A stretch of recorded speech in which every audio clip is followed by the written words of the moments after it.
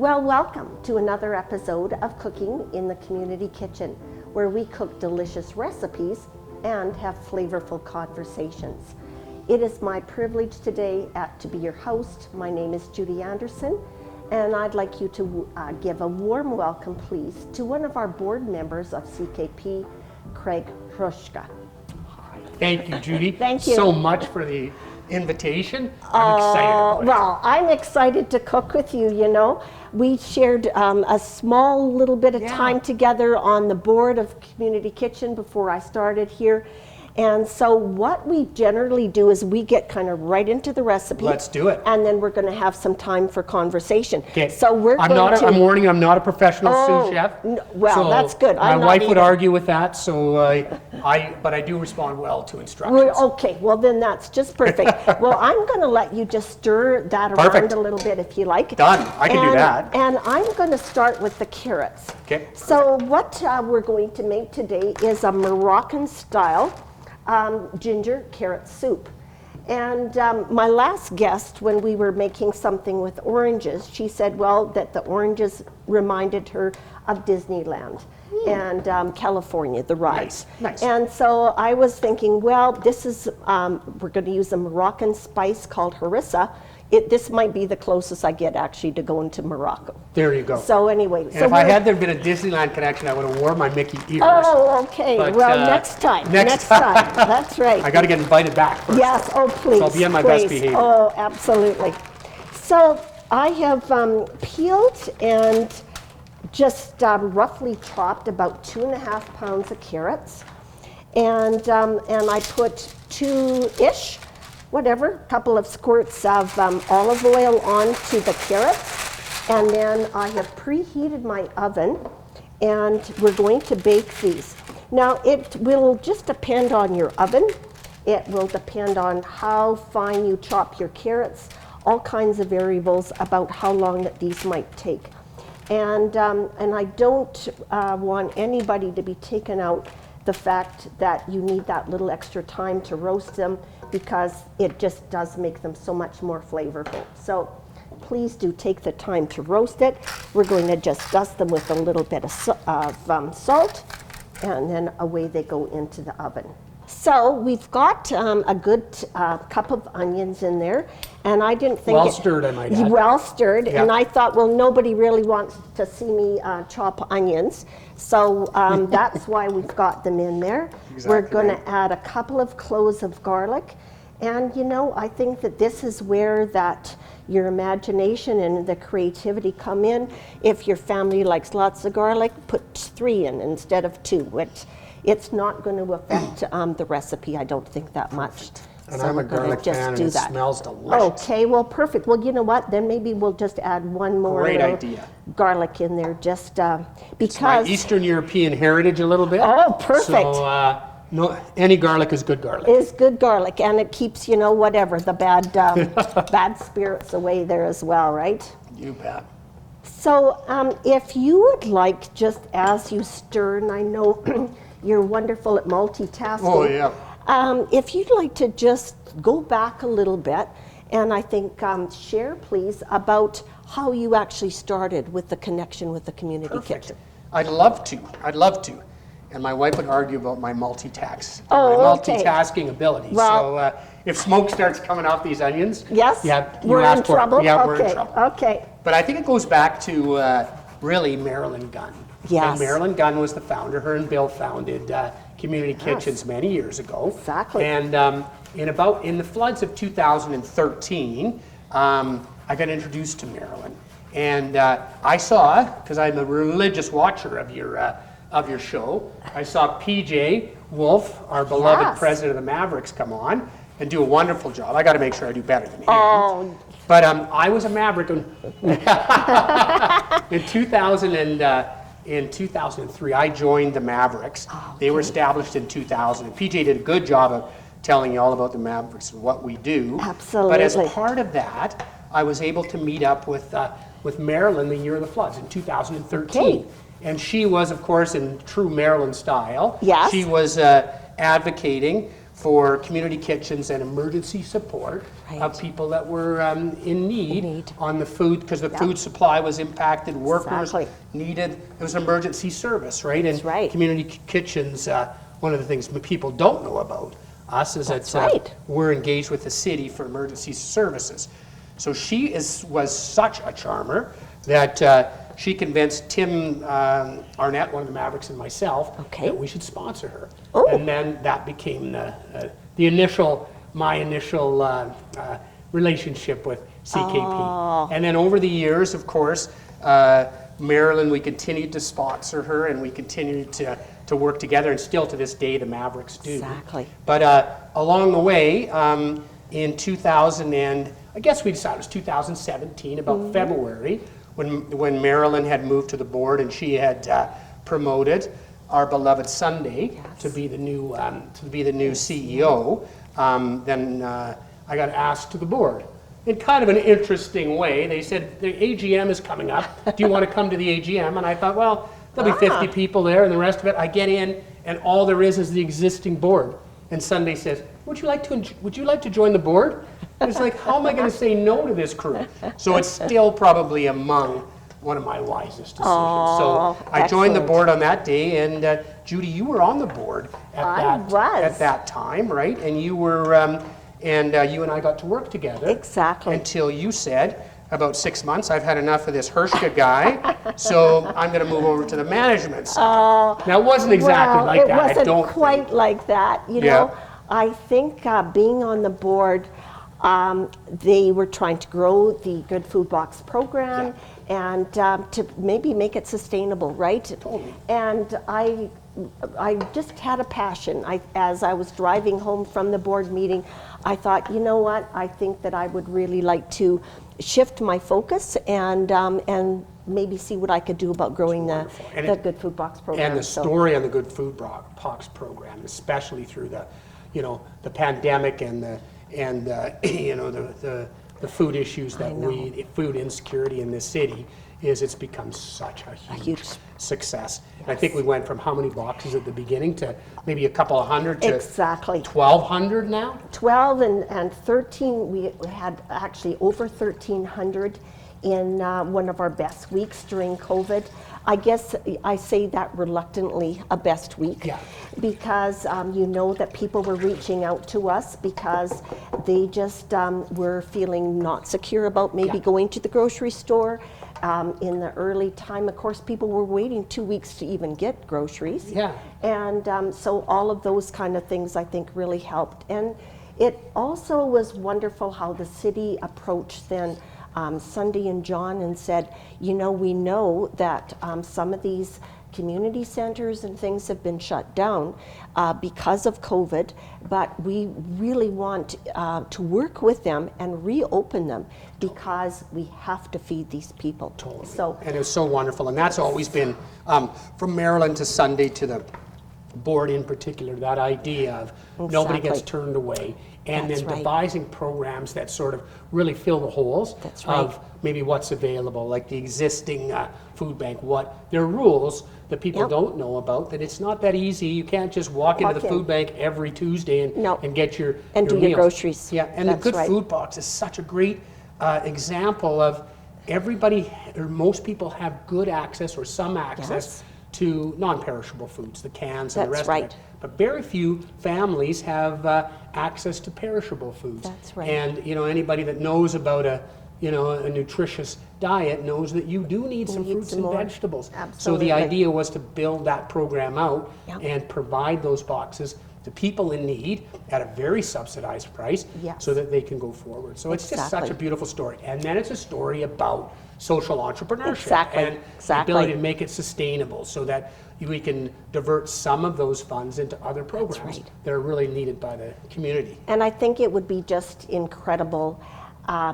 if the Good Food Box program could become sustainable, so that even the other funds that we're looking for other funders could then maybe put those monies into the Spins Around program or one of the others. Or one of the other 4 or 5 programs. So am I doing a good job here? There's a lot of talking going on. I think not a you're lot of doing action. amazing. So if I could please have you add to the broth the 1 teaspoon of the ground cumin, Okay. and then some of the coriander, Okay. and about 1 teaspoon of the harissa. So this is the coriander right here. yeah, right? exactly. We Okay. could share team glasses if that helps, but anyway. There you go. Perfect. I think I And- can handle that. And so then this is the harissa, and if you just kind of put your nose in there, you can beautiful see that smell. it's got beautiful sort of a smoky, chili, whatever. Yep. And so all I can say with a bit of caution is that we will start with 1 teaspoon, and then we are going to kind of add from there, or we'll adjust. Okay, We're going to perfect. turn this up a little bit. At what point do I get to sample, or is that not part of the... Oh, it's totally part of it. But that's coming along. It's later. coming. You It tell is, me, and because it soon. smells good. Soon. And I do want to give the start of this recipe, the ownership of Bob Bloomer. And I had been getting ready for a dinner party, looking for some special way to serve the vegetables. And in here he had the recipe with the harissa and carrots, just served like that. Nice. And it was delicious. And so I thought, you know what, I think we can turn this into some soup. And Am I a go here? you're a go, please. Okay, perfect. Absolutely. And then I think we're going to go back and check our carrots and add just 1 more layer then of seasoning to our carrot. I think you will all agree with me that the past 2 years have been filled with many challenges, and never before have we seen so many Calgarians, 1 in 10, face the tough decision between paying rent or purchasing groceries. The Community Kitchen has provided the Good Food Box program for 20+ years, and this program offers boxes of fresh fruits and vegetables at affordable pricing, up to 50% less than the retail. Plus, you are supporting local, our non-for-profit Community Kitchen, as well as our produce wholesalers. Please take a moment to check out our website, ckpcalgary.ca, to order your Good Food Box from a depot close to your home or your work. And for further information on the Community Kitchen, please give us a call. Together, we can reduce hunger in our city. From our CKP family to you and yours, thank you for your support.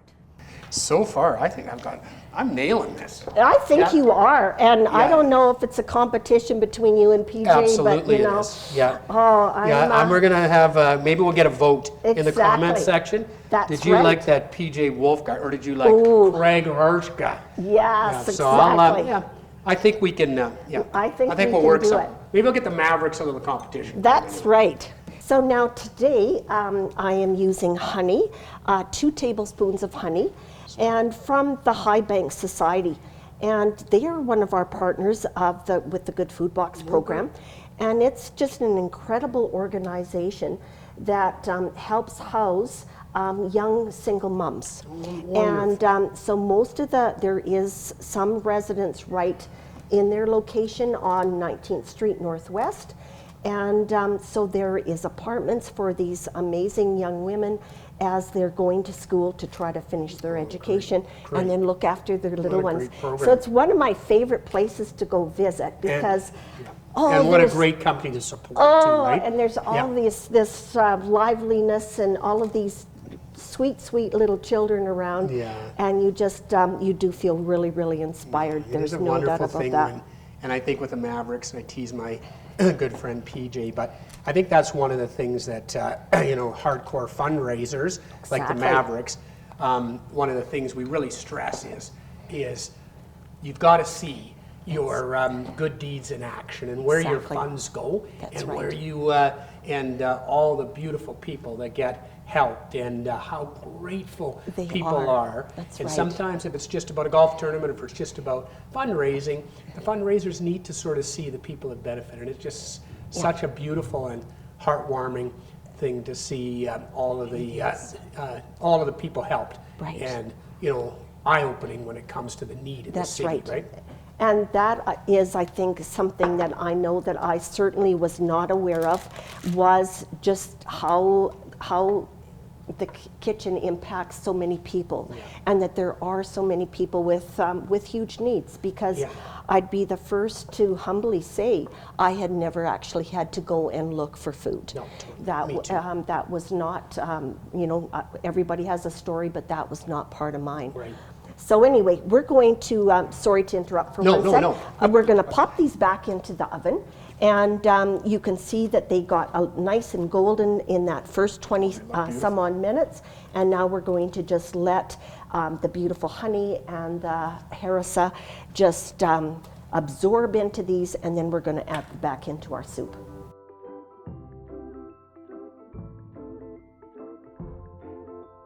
Oh, it smells delicious. All right, well that's my kind of guest. Yeah, and I would, I get some credit for this, though, don't I?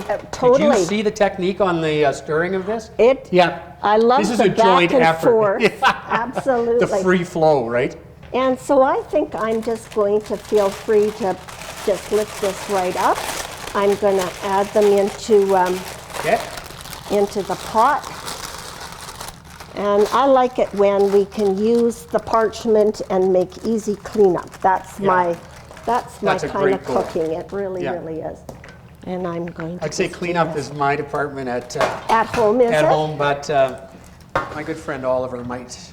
He's seen this act live, and he might not agree. Oh, he might not. No, okay. he might not. Well, I think now if you're willing to put the blender, and I know that you're going to be just game on with this as well. For sure. And for then sure. I am going to add just a little bit more stock. Okay. And this is again is going to end up being a personal preference. If you like your soup to be a little on the thin side or on the thick side, maybe going on even more to that stew. So we're going to just blend this up, puree it, and I think we're going to be really good to go. Okay, so let me make sure I'm not on ultra high here. No, it's got one speed. One speed? Okay, just One like me. speed. One speed, slow. No, and steady, and we're just going to pop it right in there. Okay. And it's going to just magically stir up all of those carrots. I can tell you're a pro at this. Oh, yeah. Waiting for it to We're in such good hands. Just don't take it out of the pot, I think, is the key at this point, right? Keep it low. Keep it low. And slow. And of course, if you don't have an immersible blender, you can put this in your blender, regular stand-up blender. But I do caution people because, of course, it is really hot at this point. Oh, it's starting to look good. It is. It's looking good. It's smelling good.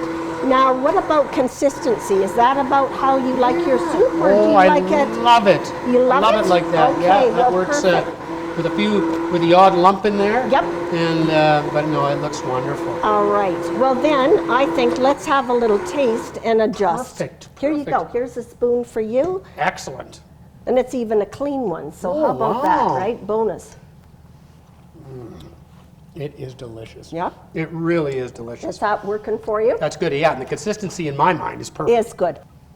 I think there isn't anything. One thing is smelling it, but the Smells next so right is good. we have to dig right in there. Absolutely. So I think we're just going to ladle ourselves a lovely bowl of the soup. Wonderful. Just do that. We're going to put just a little dollop of some just plain yogurt. Perfect. Can you tell my mouth's watering here? I hope so. So And good. then I got a little bit of lemon zest. Look at you go. And I think maybe we'll just... Almost too pretty to eat. Oh heavens no. We eat with our eyes, so we want this looking good. Yeah, you A bet. little bit of lemon, and then we're going to just top it off with a little bit of parsley. Beautiful. So I think there we go.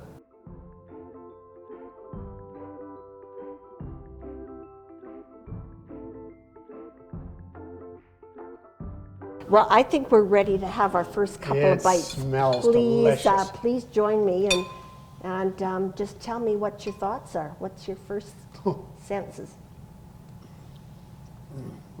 It is delicious. It's delicious. Am I supposed to go into now? It has an oaky sort of coriander Yes, teas, exactly. and on the way down, it's that Yeah. perfect combination. For me, it's as simple as it's delicious. It's delicious. It Well, is then really delicious. That works. I And think healthy, too. And It's the healthy best too, part. right?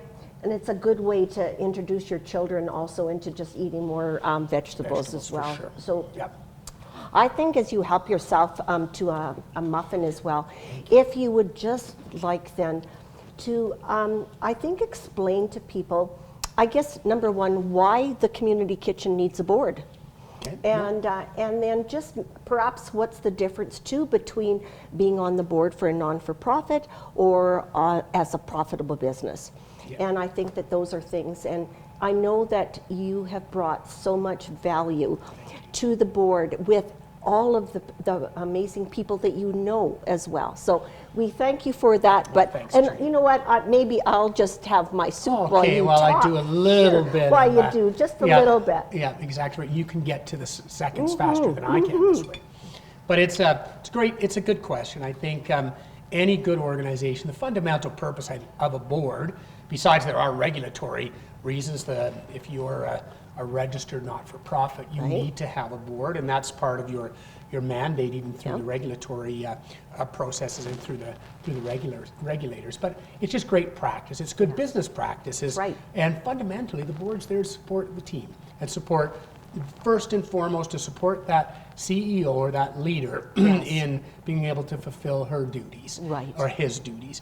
And so from a board perspective, they'll often start every little organization, a mom and pop. If Yep. I've got a great idea for a charity, what I'll do is I'll basically get my group together and we'll generate the idea, Yeah. put a team together, and then well, look, we need a board to kind of support us. Right. And usually it's client-based. It's people that you're helping serve. Right. Often it's management-based. Right. So, Judy, if you're in management, I want you there because Yeah. you understand the needs we're trying to fulfill. And I think it works the same for clients because Right. they know the need you're trying Yes. to fulfill.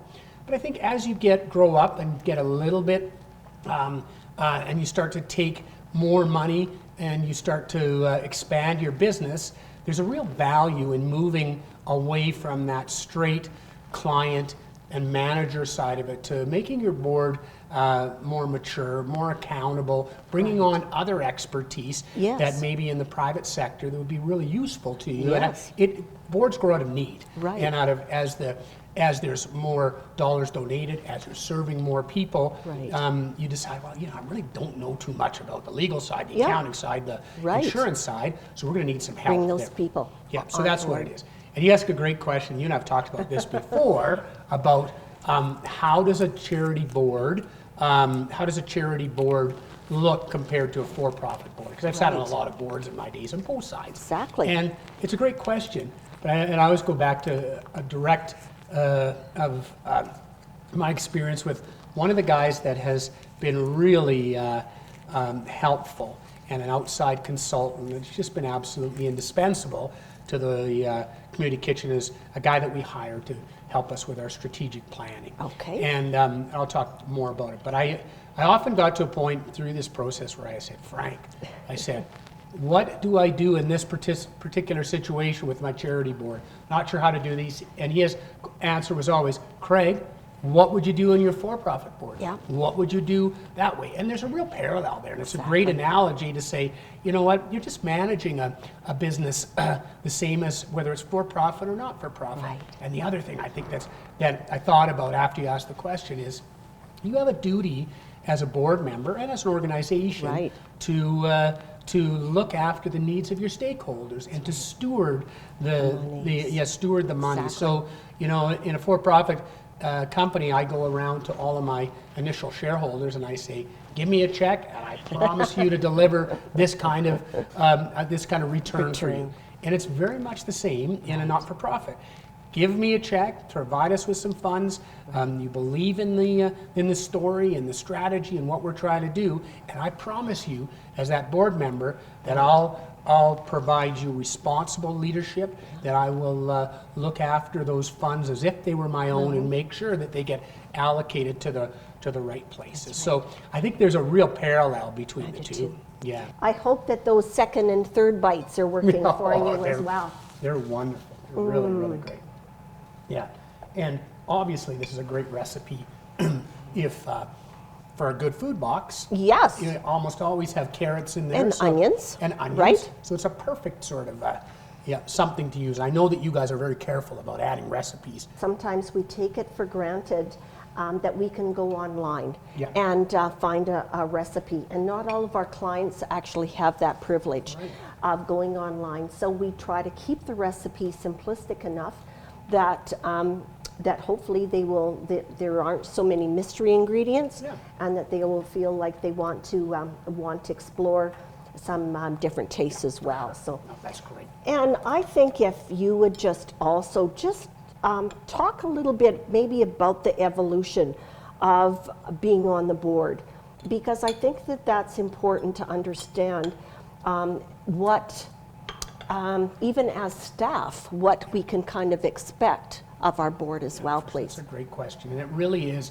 you know, the the aim of a board and always your objective is to help as many people as you possibly can, and that's certainly the case with community kitchens. I think this year in 2021, John Wood will, of course, correct me on the statistics, but it's 200,000 or 300,000 people that have been served, over 200,000 people that come to us and in some way need help with food insecurity. So as an organization grows bigger, then you know the responsibilities grow bigger, your budget grows bigger, and I think that what happens is the board, evolution's a great name for it, the boards have to evolve, and you move from that sort of management-based and operations-based to one that in any organization is much more strategic-based. So you're now looking out beyond the 6 months and a year, and you're saying, what do we have to do as an organization? What are the things that are risks to the organization? What are the things that we have to worry about? Are there, you know, and insurance is an issue you have to worry about. There's strategic planning. You want to be able to get out in front and say, we see the need here, and we see the world is changing. And some programs that were very, very overutilized or underutilized, you see them change over time.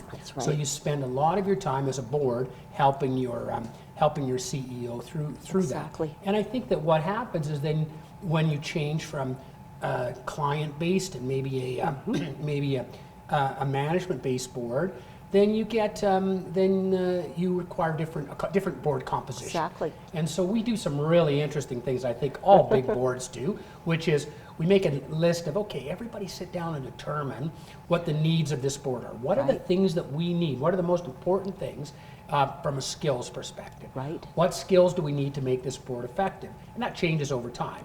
And then what you do is then assess yourself and say, do we have, as a board, these skills? And we say, you know what, we really need, you know, we really need more help on the financial plan, on the financial fundraising side, or we need more help on the accounting side, or maybe we need a little bit more experience in certain avenues. So we did that. So in any of the boards that I've been in, I'm super proud of what we've done here, is that we've been able to make those sort of changes. We've moved from that operational board to more of a strategic board. And you know, as the funds go up and as your budget goes up, you start to look at your funders get bigger, and now we've got great funders like Nutrien and that are absolutely wonderful to us. But they also, you know, they're very sophisticated, and they're saying, you know, show us why we should invest with you, and show us why we should support your organization. I think having a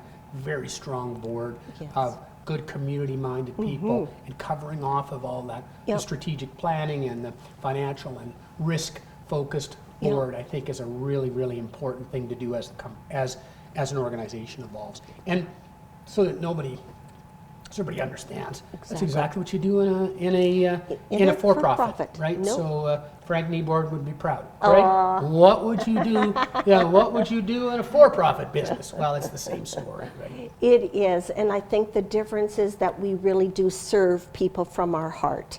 And I think that is the difference, is that we see what the need is, and then it's not like we do feel like we can feed them all, rescue them all. But I think that you will agree that we're trying to serve the needs of our community and the surrounding the very best we can. And I know that comes about is that we've got this great board, we've got great management, and then we've got a great team that really does look at from their heart's perspective as, and how would I feel if I was struggling with food insecurity. Totally. And so we want people to always feel like that, Empathetic, that understand, exactly, right? that there's empathy, there's understanding there, and there's just compassion and grace for the needs of those that we serve. You know, So one of the, probably one of my, blind spots is that I get so excited about the strategy side, and so excited about the financial side, and so excited about the number of people that we serve and how the organization's grown, but that I'll forget probably the most important thing, and I never forget it, No. is the empathy, is Right. that you're not on the board because, necessarily you have this great pedigree and you're a very important person around Calgary. Right. I think the number one sort of reason is you understand. Yes. You're empathetic. Right. You think about your fellow man first. Right. And even if that wasn't your primary motivation when you came in, I guarantee it is. It is. Is when you spend more than 5 minutes there. And, Yeah. and even at our last board meeting, there was a moment, and I turned to a couple of the guys that I brought, both are CPAs and both outstanding business guys, and I said, this is the difference between Right. a not-for-profit and a for-profit board. Right. And it was the emotion around the number of people that we were helping. Exactly. And it really does distinguish. Yes. It distinguished this from, it's the big differentiator between a Right. for-profit board, and it really becomes part of your fiber and something you're Yes. so passionate Exactly. about. And I know that that's who you are, right? Because you sat on the board and said, I can do some great work in the management side of this too. So I really honestly believe that's such an thank you. important factor. And when we talk about Mavericks and being involved with them for all those years, is that they get it too. Yes, the guys they get do. it, that where the rubber hits the road Yeah. isn't the money raised, it's how that No. money is deployed and the people Exactly. that it helps. Exactly. And so that's the wonderful part of this whole Oh. thing. Well, I just thank you so much for your willingness to come, share from your heart. I hope that that maybe you'll even think, maybe you could surprise Brenda and say, hey, hun, I got a recipe. It's even called Yeah. Craig's ginger soup. Wow. And I'd like to make this for you, and we could have a special date night. There you go. Well, you know what? She'll be shocked. Okay. Yeah, Well, and when she shock wakes is up, good. after she faints, and when she wakes up, Yes. then I'll tell her about our master plan. Okay, well, that's perfect. Well, I just cheers to you. Cheers to you, Judy, and all the great and work that you do. Thank you so much. Yep. Have a great rest of your day, and My we hope pleasure. that you will tune in to our next episode. Thank you so much. Take care. Thanks again for having me. Hi, I'm Sunday Nordine, CEO of Community Kitchen. Thank you for watching this episode of Cooking in the Community Kitchen. Be sure to subscribe to the channel so you never miss a recipe. And if you'd like to learn more about our programs or would like to make a donation, please visit us at ckpcalgary.ca.